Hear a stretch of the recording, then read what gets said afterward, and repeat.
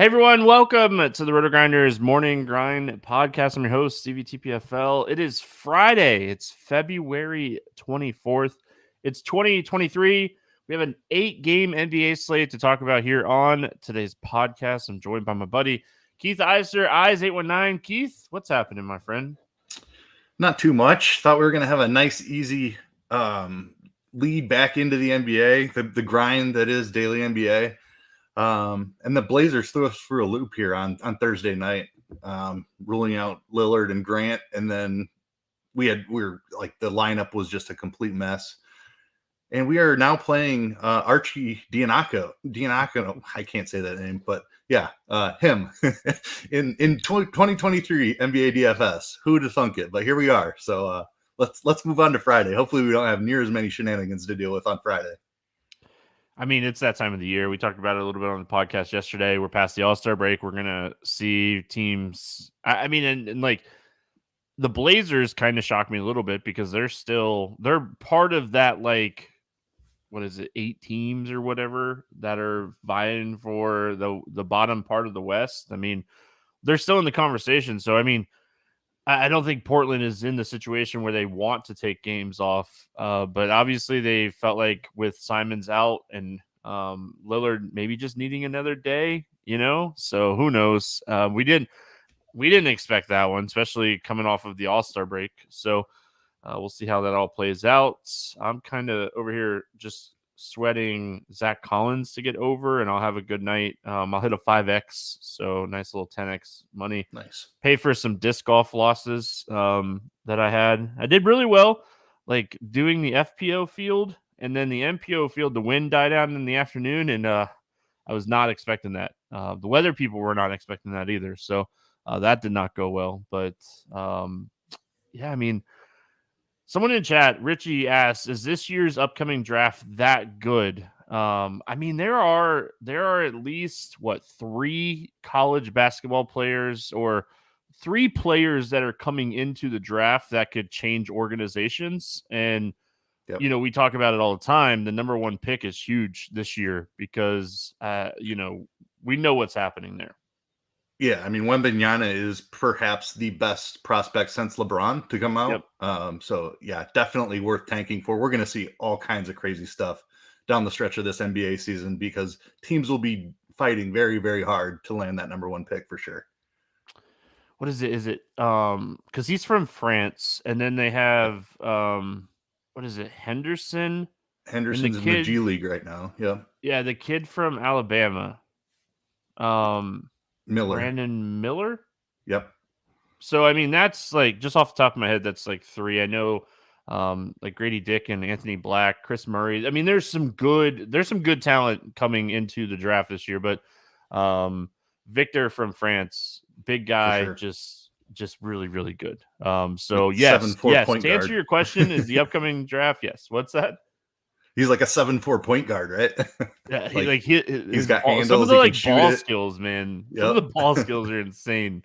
From the videos that we've seen of him. So yes, is the upcoming draft that good?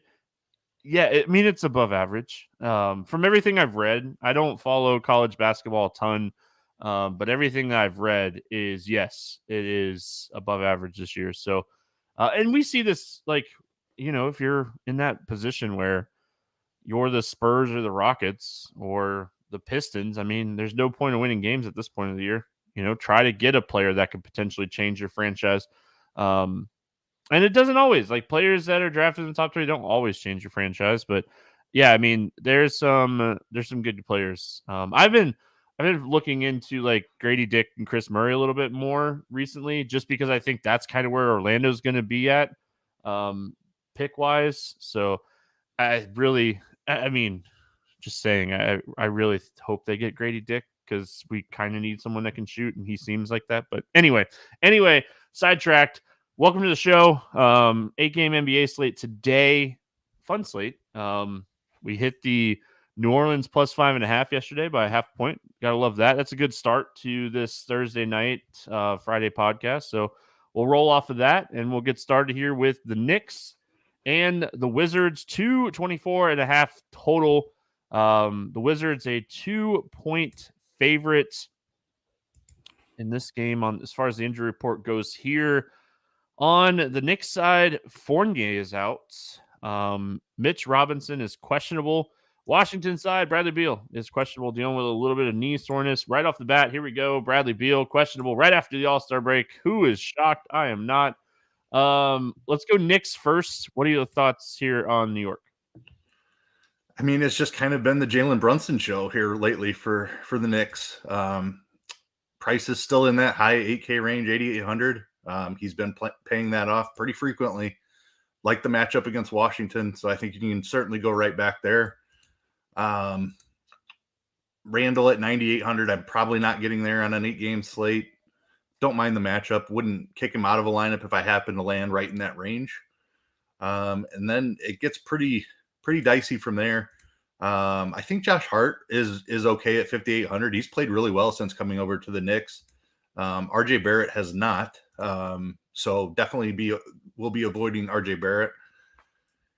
And depending on Mitch Robinson, like I don't think we're going to need the bigs. There's going to be value on the slate. But if Robinson sits again, Hartenstein and Sims are cheap, but they haven't shown much with Mitch Rob out. So Brunson, the priority, sprinkle in some Josh Hart for some value in the mid range. That's about it here. Yeah, my only concern with Brunson is like now we're a weekend to, Josh Hart being, in the Knicks rotation, and they got a little bit more practice time now. Barrett is healthier. Quickly, like there's a lot of mouths to feed in New York. They're a solid basketball team. So I'm just like overall worried about like Brunson's ceiling at 8,800 on an 8-game slate. I mean, he's fine. I don't hate it. I don't love the Knicks here. I don't love this game. This game has a lower total than some of the games that we have on the slate. So I worry just a little bit about that. But I mean, Washington is a very middle of the road defensive team. But I mean, they're very middle of the road as far as like pace goes too. And New York plays pretty slow with this game. Maybe going a little bit slower. I don't necessarily see a ton of ceiling here on the New York side. On the Washington side, I mean, if Beal is out, I think you could take shots on Kuzma. He's 7,800. Porzingis is expensive, but Kuzma's averaging 60 fantasy points in 2 matchups against the Knicks this season. So the fact that he's under 8K definitely gets me excited a little bit. Porzingis played in both of those games. So if Beal sits, I have interest in Kuzma. If Beal plays, maybe some tournament shots on a guy like Wright or Morris. But I mean, overall, I'm probably not going to have a ton of interest in Washington if Beal plays. But if Beal sits, I like Wright. I think he's going to be someone that's going to have a pretty good role here with Washington. Yeah, this is pretty dependent on Beal for me. If Beal's in, I probably am not playing anybody from Washington. If he's out, I like the Kuzma call a lot. Very attractive price tag there. And then you'd have to look at the guard, whether it's Wright or Morris. I mean, I think Wright would see a nice bump. They'll probably start Kispert, but Wright probably sees like 28 minutes. So definitely don't mind that. Morris, I think you could certainly take shots there. Might see a little bit more usage without Beal, but Kuzma would be the priority. Other than that, if Beal plays, probably skipping it. Not the best game to get us started here. I promise we have some good games today. We have some mediocre games. This is one of them. We move on to Cleveland at Atlanta. 25.5 total here. The Hawks, a 1 to 1.5 point favorite, depending on the book that you're looking at. Cleveland will be on the second end of a back-to-back, so we'll wait and see if anything comes out for them. On the Atlanta side of things, John Collins is out. He is in concussion protocol. They already ruled him out, so I don't expect him to play. So he did not get clearance during the All-Star break, so he's still out. So wish him a speedy recovery. Concussions are no joke. Assuming that Cleveland rolls out their normal lineup here, any interest in the Cavs in this one? Lukewarm. I like the matchup against Atlanta, but the Cavs are not a team I play a ton when they're this healthy. With both guards in there, it's tough to get to pay up for Mitchell. Garland is cheap. I still don't think I get there. He can certainly pay off 7,700 even alongside of Mitchell, but would not be a priority. Evan Mobley's been playing really well. I think he'd be my favorite target here from Cleveland. Allen is just priced about where he should be, so no priorities on Cleveland. I think they're all playable, but just won't be prioritizing any of them. I don't feel like.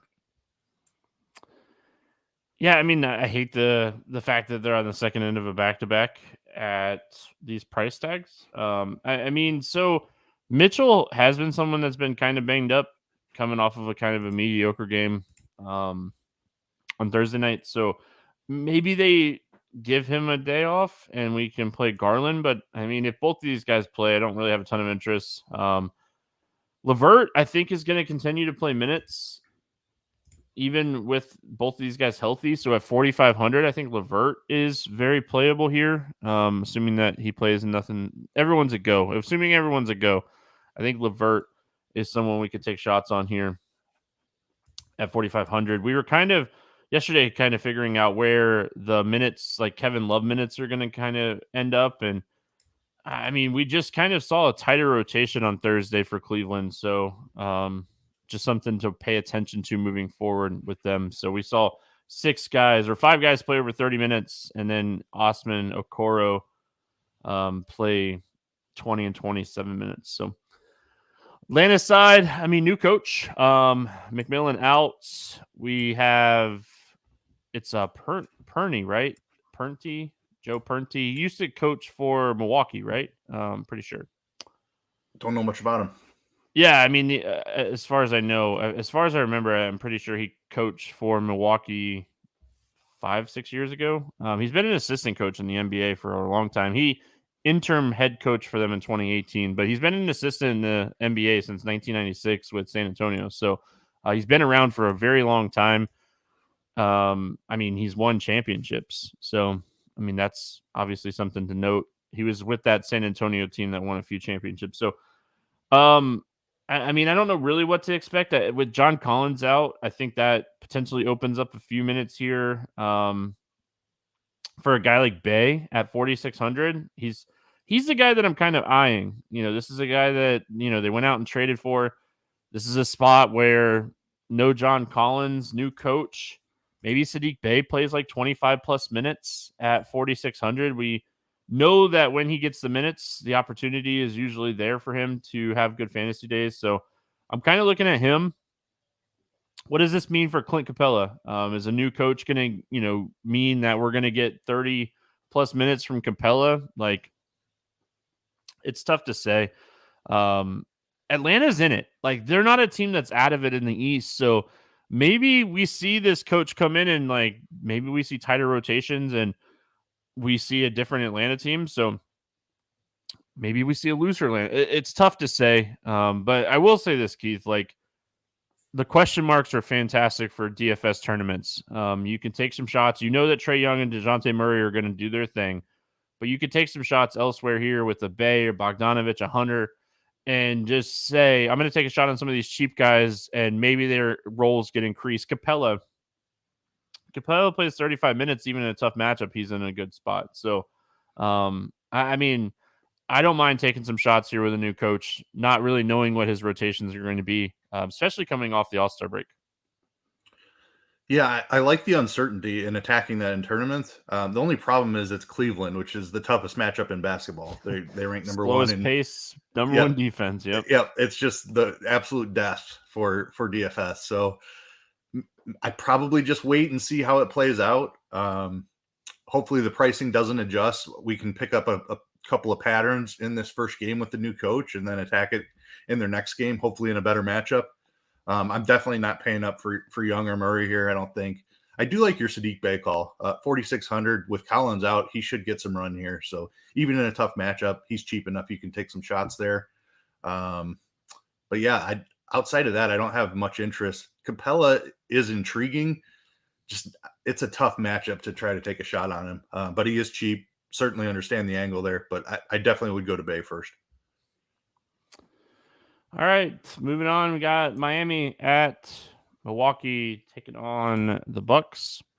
No total in this game. Few books have Bucks favored by 2, but no actual total out.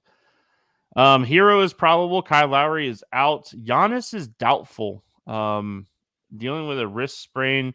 Connaughton is doubtful as well, dealing with a calf soreness. So kind of a weaker Milwaukee team today, which could benefit Miami.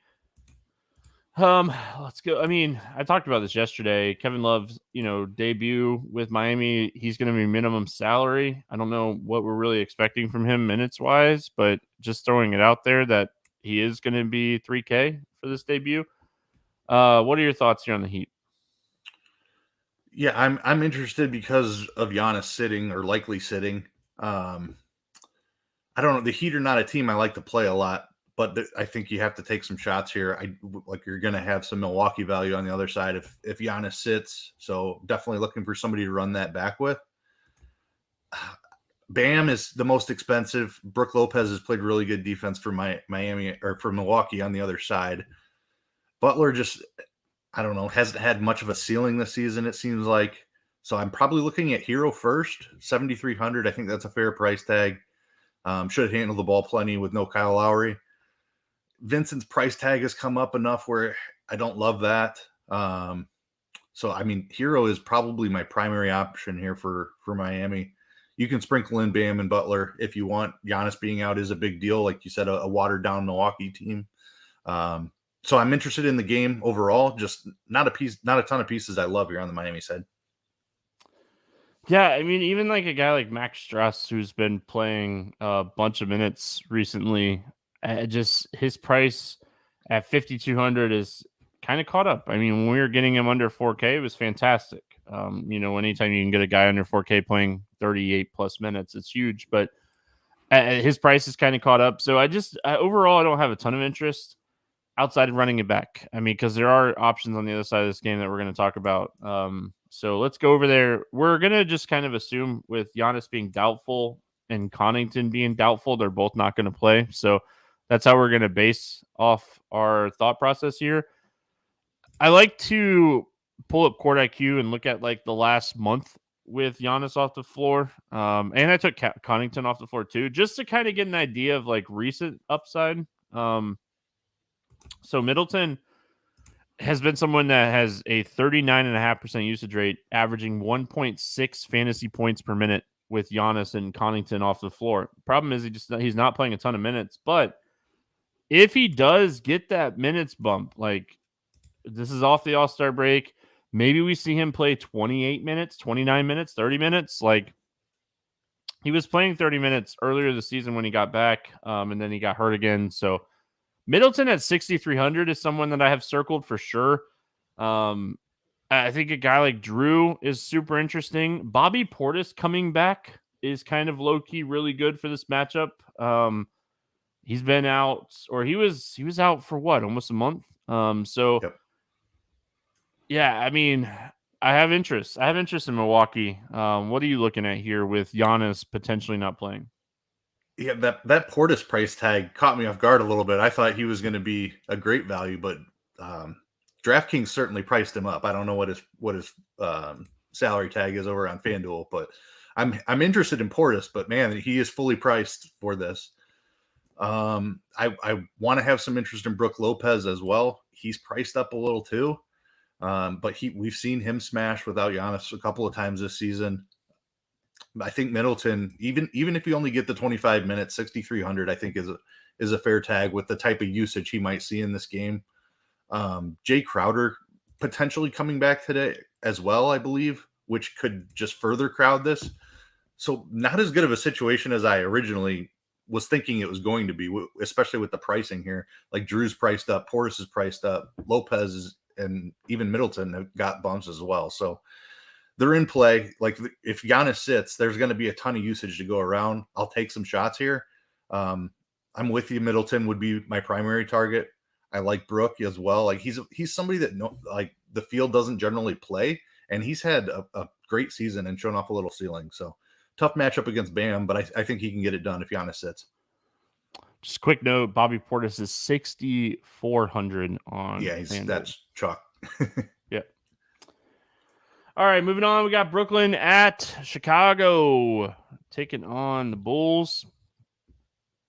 This game didn't have a total earlier. So a couple books have it at 224.5 and Bulls minus looks like 1.5 here. So we'll go off of that.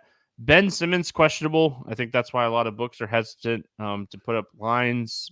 On the Bulls side, Goran Dragic is questionable. Green and Ball remain out. We'll go Brooklyn first. I mean, this is just a completely different looking Brooklyn team. So this is going to be a week or so to really kind of nail down the rotations for this team. I know we have a little bit of sample size to go off of with this team, but again, like it's a growing pain, right? Like Ben Simmons, the last game before the All-Star break didn't even start. They rolled out Bridges, Dinwiddie, Claxton, Cam Johnson, and Finney Smith. So I don't know if Simmons being in or out really matters. I don't know how much we're really going to see him anyway. So Bridges played 36 minutes in that game. Dinwiddie played 35 minutes. Cam Johnson played 35. No one else was over 25 minutes. Just kind of noting that. I think we're going to see pretty deep rotations for Brooklyn. But I think a guy like Dinwiddie at 72 or a guy like Bridges at 74 or a guy at Cam Johnson, I think they're going to play solid minutes and going to be like the core group of this Brooklyn team for the rest of the season. So I don't love and don't hate the matchup. For years we're like, oh, the Chicago Bulls, they're a really good defensive team. They're okay. I mean, they have definitely been playing better defense here recently. They're back into the top 10 in defensive rating. But they played at a good enough pace where we definitely can take some shots on Brooklyn here. Yeah, the thing is just, I think us not knowing the rotation, Brooklyn doesn't know the rotation at this point. They're still trying to figure it out, I think. Mikal Bridges dropping 45 actual points. What in the world was that? I don't know that I would expect that again, but yeah, I mean, chucking. Good for him. Yeah, good for him. If he becomes the high usage guy on this team, maybe we target him. I wouldn't hate taking a shot on him at 7,400. Dinwiddie at 7,200. Both of those guys are in play. Gets pretty dicey from there. Like Finney Smith just doesn't have the usage. Royce O'Neal's lost a bunch of minutes. Like it's really tough with this Brooklyn team. I'm probably sticking with Bridges and Dinwiddie and just hoping I find a ceiling there. Kind of downplaying a lot of these games so far, but there's some juicy ones coming, I promise. For what it's worth, Brooklyn Bridges is under contract for like 3 more years. Yeah. So he's not going anywhere. This is going to be a guy that they're going to want to kind of see. I don't know if anyone's going to take this deal. I was shocked that they took this deal, but I mean, he's getting like 20 million guaranteed over the next 4 years. So, I don't know if Phoenix is paying some of that or not. Anyway, either way, they're going to give him minutes. He's going to be a guy that they give minutes. I think Dinwiddie is going to be a guy that they give minutes. The rest is where it gets really tough. I trust the Cam Johnson minutes as well, but after that, I don't trust anything. After that, I mean, maybe you could take shots on Finney Smith at his price, but I think we're really just kind of seeing how it plays out, even with Claxton. Because I think Claxton's a guy, if he can stay out of foul trouble, he got in foul trouble against Miami the last game before the All-Star break. So I'm not really looking at the 25 minutes saying he's not going to play 30 minutes a night either. So a little younger of a core for Brooklyn. We'll see how it pans out. For what they got rid of and what they got back, it's tough to say where this team's going to be at next year. Chicago Bulls, all 3 guys healthy: Levine, DeRozan, Vooch. I think Vooch could have a field day here if they just fed him the basketball, which they were doing there for a little while. He was putting up really good numbers. He was very active rebounding, and we were, giving him that like classification of like 25-15 upside type games. I hate playing Chicago when they're fully healthy, but with that said, I don't expect this Brooklyn team to be the best defensive team. Yeah, I mean, I think it's DeRozan's price for me. Like, I know he was awful before the All-Star break, but he was dealing with that hip issue. He played in the All-Star game. He did say that he'll be 100% after the break. So I'm going to trust that. 7,800 DeMar DeRozan is just a little bit too cheap. We've seen him up around 9K for much of the season. So hopefully he can get back in form. I don't like playing when all three stars for the Bulls are healthy. I don't like playing them either. But DeRozan being the cheapest is not something that we see very often. So I think I would lean to DeRozan in this matchup. Levine, Vucevic, fine, but just DeRozan being cheaper is where I'm looking. All right, cruising along. We got Charlotte going into Minnesota, taking on the Timberwolves. 232.5 total in this one. Timberwolves a 7.5 point favorite. On the Charlotte side of things, Cody Martin is out, but Kelly Oubre is probable. He's been out for a while. Rozier is probable as well. Karl-Anthony Towns remains out as well for Minnesota. Go Charlotte first. Oubre being probable. I mean, this isn't a guy that's played since December, so could potentially. I don't know who he necessarily will hurt minutes wise. It's tough to say. What are your thoughts here on Charlotte? Yeah, this is a fantastic game environment. We've got two top 5 teams in pace in the league here, so I definitely want to find some pieces. But LaMelo is 11K. Granted, he's been paying that off here recently, though. I'll be taking some shots there. Doesn't feel great, but I think you just got to chase that ceiling a little bit. Maybe there's a few extra assists for him with Oubre coming back. I think Hayward is probably the guy that gets dinged the most from Oubre coming back. Let's see here. It's probably LaMelo for me is the main target and not much else. I'm just going to be hunting that ceiling from LaMelo in a really fast paced game. We're not getting much of a discount on Oubre at 7K. Who knows what the minutes are going to look like?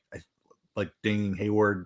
Hayward's overpriced now, so Mark Williams' prices has adjusted accordingly. Probably just LaMelo for me.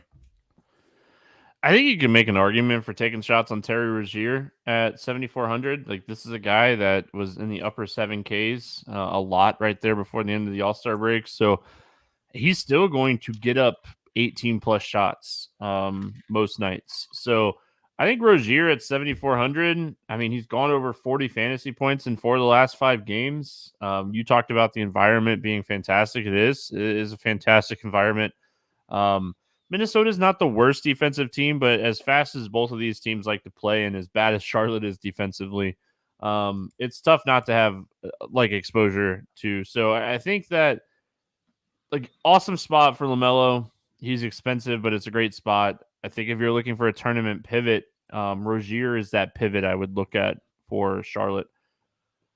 Minnesota side of this one, I mean, Edwards is someone that he can just score in bunches. But the guy that I really like here, we've talked about it all season, big guys against Charlotte, Rudy Gobert. Rudy Gobert put up 48 against this team earlier this year. He's 7,200, which seems like a lot for Rudy Gobert, but this is a guy that is very capable of going 50-plus fantasy points on any given night. This is the worst team in the NBA against big guys, so I really, really have interest in Rudy Gobert in this spot. Love that call. If Rudy Gobert was 6,400, he'd be massive chalk. People don't like playing Gobert anyway. They're certainly not going to want to pay 7,200, but this is one of the best matchups you can get for a center. Love that call. I'm going to have a ton of exposure to Minnesota. Anthony Edwards might be my favorite play on the entire slate. 9,100 with no Towns, just too cheap for this matchup. Conley, I know we haven't seen a ton, but he's 5,700. He can certainly pay that off in a really fast paced game.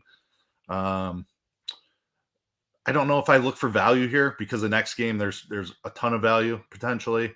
But I absolutely love Edwards and Gobert, and I'll sprinkle in some Conley as well. Let's talk about this value in this next game. Gosh, no total out in this one. It's Houston at Golden State. I'm guessing we're gonna see a 240 total. Tough to say. I would assume the Warriors are going to be pretty big favorites in this one as well. Golden State Second end of a back-to-back. Right? They play, Yep. So second end of a back-to-back for Golden State. They Wiggins. did say Clay would be available on back-to-backs going forward for what that's worth, but I wouldn't be surprised if we see some other rest here. Like Draymond, I think is a prime rest candidate. I mean, I also think it kind of depends on like Wiggins. I know that there's a report that came out, like Kerr said, that it was like a family matter. So it wasn't like rest first end of a back-to-back and play the second end. So it was like a family issue. So I don't know if he'll be back or not. And then on the Houston side, Jalen Green and Kevin Porter Jr. out. So here we go again. I mean, instantly, I think Sengun, right? 7,500. We saw this guy absolutely smash when Green and Porter were off the floor earlier this year. KJ Martin, Easton, these guys all become very, very interesting plays. We have a little bit of sample size that we can go back and look at over the last month when Green and Porter were out. But I mean, Sengun has been someone that really has seen an uptick in production and usage with these guys off the floor. Yeah, it's got to be Sengun season again, right? I know it's been rough for him lately, but there's nobody else to get it done here. A month ago or whenever this situation was playing out, Eric Gordon was taking a ton of shots for this team. He's been traded away now. So, yep, there's a boatload of shots to be had here. Everyone is underpriced. Love Sengun. He's the guy you want to look at for ceiling. There's going to be like whoever's starting at point guard. I'm assuming it's going to be Deshaun Nix. It could be somebody like Josh Christopher or Ty Washington. Like those cheap guards, I'm going to be just rotating through a bunch of them. Even like whoever's starting is going to be massive chalk, but don't be afraid to play the guys behind them too. Like I'll just be rotating all those 3K guards.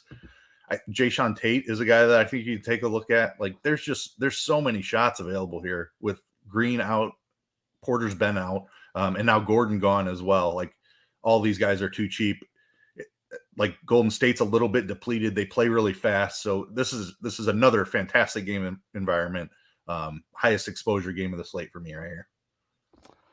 There's no way that Washington isn't massive chalk here. He's 3K, should play 25 minutes in this game. Just going to be very, very popular. And for good reason. Even if he doesn't start? I think even if he doesn't start, he still plays 25 minutes. Oh, yeah, I agree with you. But will he be massive chalk if he doesn't start? I think they're going to start Nix and maybe Christopher. And Washington would come off the bench. And I think he's the best tournament play on the slate. You think they'd start Christopher over Washington? Kind of, yeah. But I don't think they would want to start Nix. I don't think they would start Nix and Washington together. I might be wrong. So you think Nix is going to be the ball handler? Is kind of what you're thinking? To start, yep. But then Washington's going to run the second unit, and I think he's a fantastic tournament play if that happens. Gosh, I hope that happens. Like I hope that he doesn't start because I think regardless he plays 20 plus minutes. I think he ends up closer to 25 to 28 minutes. Yep. Again, Sengun's in a great spot. I just want to hammer that home like one more time really quick. Jabari Smith at 5,800. Yeah, so KJ Martin, like don't leave anybody out. Like this, everybody's underpriced here for these Rockets. Yeah, man, if Josh Christopher starts and if Nick starts and Washington doesn't start, I probably end up higher on Washington than I do on those two guys. They could go big too and start Jabari, Sengun, and somebody like Eason. And then still need a ball handler though. Tate at the 2. Yeah, I think Deshaun Nix will start at the point for sure. Gosh, give me all the Washington. All right, Golden State side, second end of a back-to-back, fantastic matchup. Let's see who plays. I mean, that's the biggest thing here. This is a 10 o'clock game. We have 2 other 10 o'clock games, so it's not like a standalone situation, but it is a 2-hour gap between like this game and the Minnesota game. And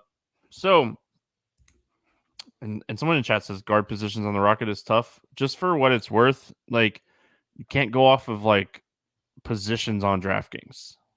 Like I know Nix is like a small forward.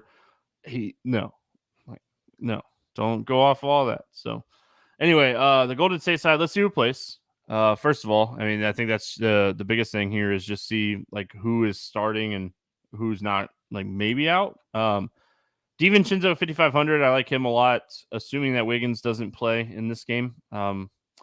Yeah, I mean, they did say Clay is going to be available for back-to-backs moving forward. So, I mean, that obviously is great news. Yeah,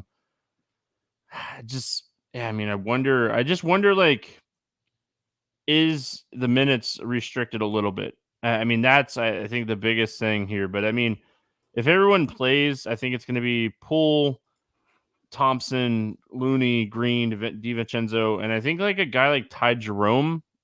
We're talking about so much value on the other side of this game. I think a guy like Ty Jerome could be really interesting for tournaments here if Wiggins ends up sitting again. Yeah, I mean, this like a matchup against Houston. It's phenomenal. So if Wiggins is out, like load up all the Golden State you can fit in. Poole should have a massive usage rate. Clay, like a little concerned about Clay. I think I would definitely rather get to Poole, but definitely don't be afraid to take some shots on Clay as well. Never loved playing Draymond, but the matchup warrants it. DiVincenzo might be the best value on the slate, just point per dollar. Like if Wiggins is out, that is. And Looney is still really cheap with a great matchup. Like Şengün doesn't play any defense on the other side.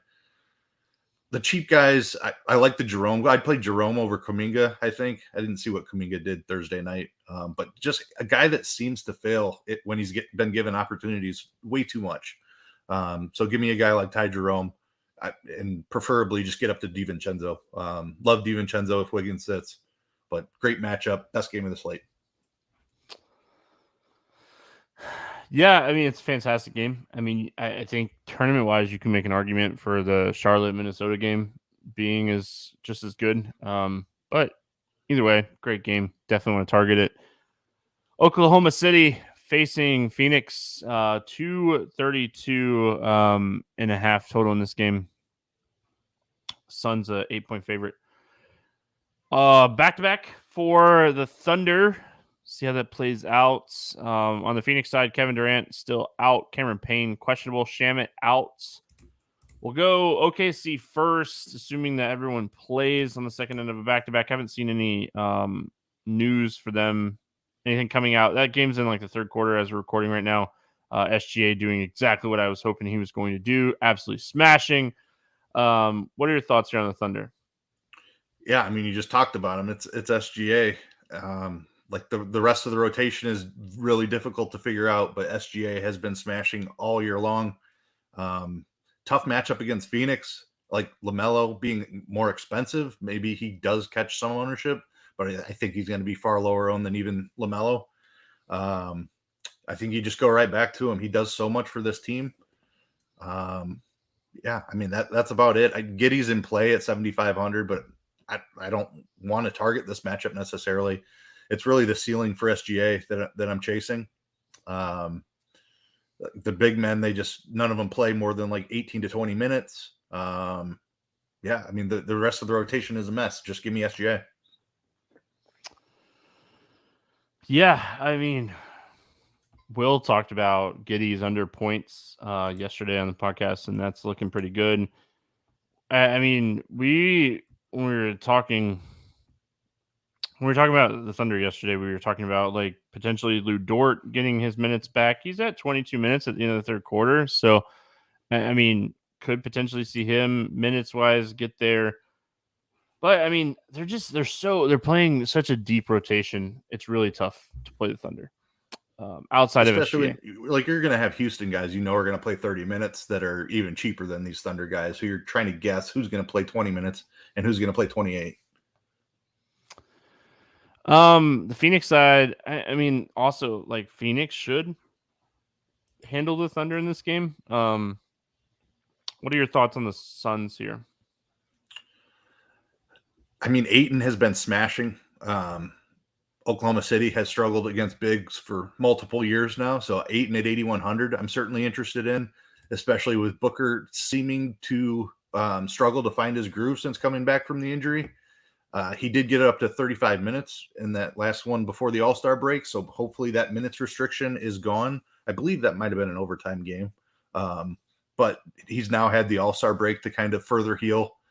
I think we see mid 30s minutes for Booker. So I don't hate a shot there if you want to do that. Just I probably lean Ayton and just hope to see it from Booker first before I really target him. Paul at 7,900, don't love that. Okoji's price is now appropriately adjusted for his new role. If Campaign comes back, that spreads things out even further. So probably Ayton as my favorite target. I'll take some shots on Booker too, just in case I find a ceiling there. I don't mind Okoji at 5,200.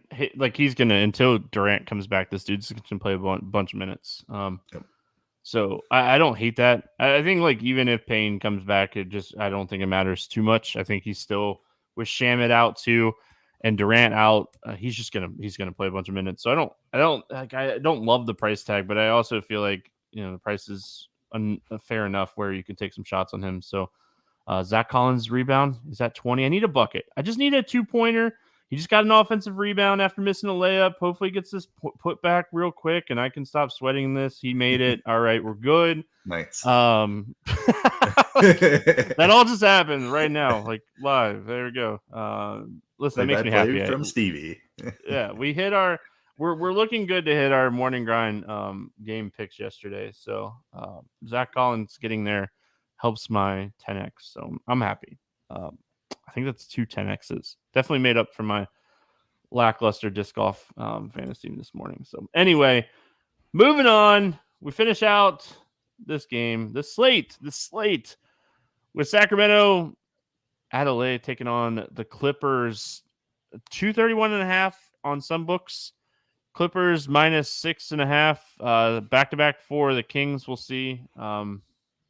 If anything comes out, and then Zubac out for the Clippers. So we'll start here with the Kings, assuming everyone's good to go and everyone plays here. What are your thoughts on the Kings?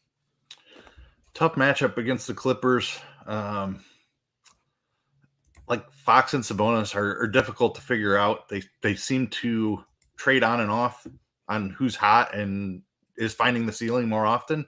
Like Sabonis was really cold there for a while, but now it seems that he's like that last game before the All-Star game, he had a really nice game with 24 points and 15 boards.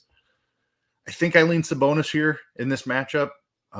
Just it's going to be a slower pace game. I tend to target Fox in faster paced games. So give me Sabonis in this one. It's really close. Both in play. Like they can, either one of them can find a ceiling for sure. Herder is a guy I keep chasing because the price tag feels a little bit too low, but so 5,300. I don't love the matchup here, but I don't know. I'll probably have some exposure here. I like the 2 stars on the other side, so I'm probably looking to run that back. And if like Kawhi Sabonis is too expensive, then I think dropping down to somebody like Herder or Barnes is fine. What I think is crazy, like we're looking at Thursday's game. There's 5 minutes to go in the second quarter.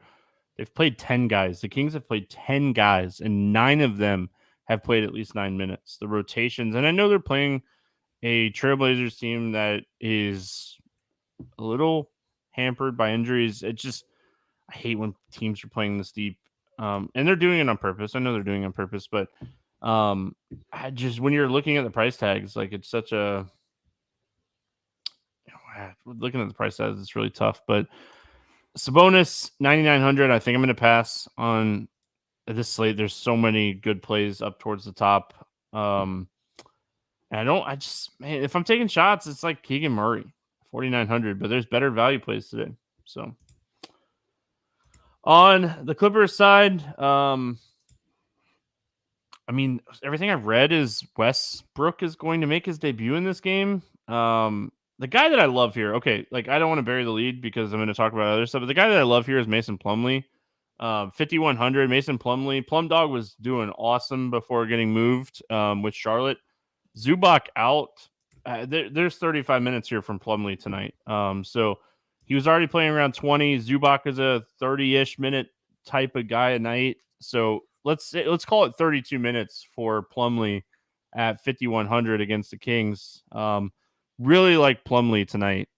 Where I don't know what I'm really expecting from like Paul George, Powell, Kawhi, and Westbrook playing together. I don't think it really matters too much for Plumlee. He's going to get rebounds. He's going to get some easy looks. So I like Plumlee a lot at 5,100. Yeah, that's a great call.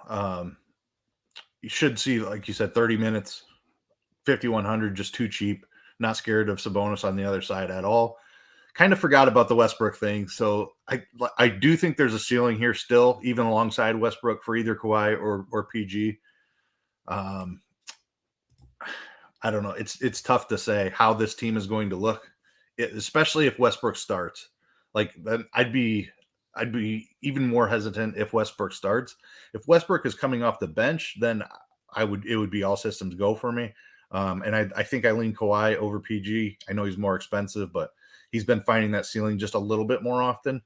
But if Westbrook jumps in that starting lineup, it's going to be hard to play these guys. Kind of want to see what that looks like before taking shots. There's a lot of good spots, like you said, on the slate, but love the Plumlee call. All right, let's play the morning grind game. We got some pressure after yesterday's podcast. No, I'm just kidding. We like to finish out the season with the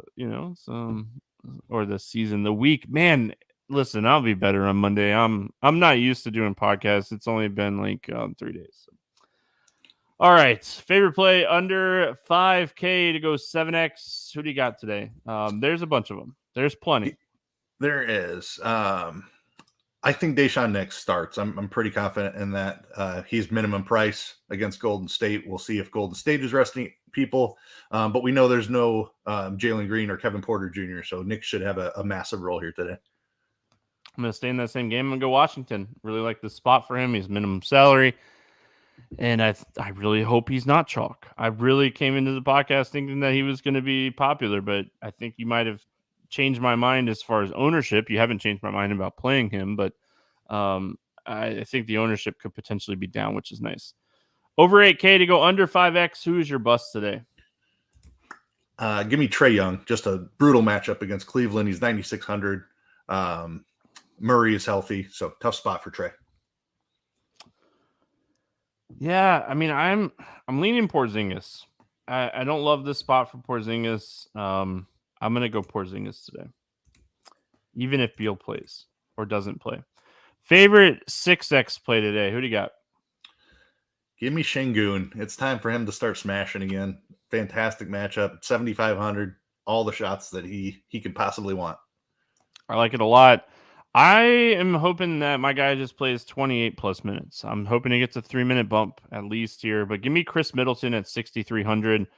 Big price discount from Drew Holiday. Tough matchup against Miami. No Giannis potentially here. Give me Middleton at a discount to Drew. Let's get weird GPP play of the day. I mean, yeah. Who do you got today? I don't think anyone, after talking about that game, I don't think anyone's playing Kawhi Leonard with Russell Westbrook there. I think Kawhi can still get over on the Kings. A lot of good spend up options. I'm going to have some Kawhi though. We don't even know how much they'll play together. I don't expect Westbrook to start for what it's worth. There was some stuff floating around Thursday night that Lou was leaning towards starting him, but to be determined for sure. I could see him going either way. All right. Maybe. I mean, my Let's Get Weird GPP play today is Saddiq Bey from the Atlanta Hawks, 4,600 new coach. John Collins already ruled out with the concussion protocol. I feel like this is a great opportunity for Bey with his new team to get a really solid minute share. So I'm going to go Saddiq Bey. I'm going to take some tournament shots on him today. Any bets standing out to you here the night before?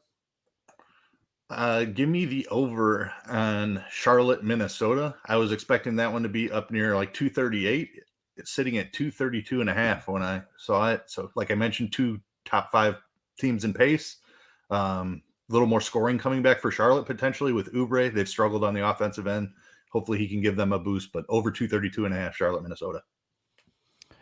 I looked everywhere. Nothing up yet, but I'm going to be looking like as soon as I wake up tomorrow. I'm going to be looking at trying to find Sengun's point, rebound, and assist number because it's not going to be high enough. So that is one that I'm definitely leaning towards. There wasn't a ton of stuff up. We don't even have a ton of lines out yet, so I don't really have like a strong lean like I did yesterday. You know, New Orleans plus 5.5. don't have that strong lean. Zach Collins over 21.5. Like we listen, we had a good little Thursday. Hope everyone has a fantastic Friday. Hope everyone has a fantastic weekend. If you're hanging out in the NASCAR streets, I'll be over there Saturday and Sunday. More likely on Sunday because it looks like it's going to rain all day Saturday at the track. So be hanging out over there on Sunday. So that's going to wrap it up for today, for Friday. We'll be back Monday talking more hoops. Good luck, everyone. We'll see you then.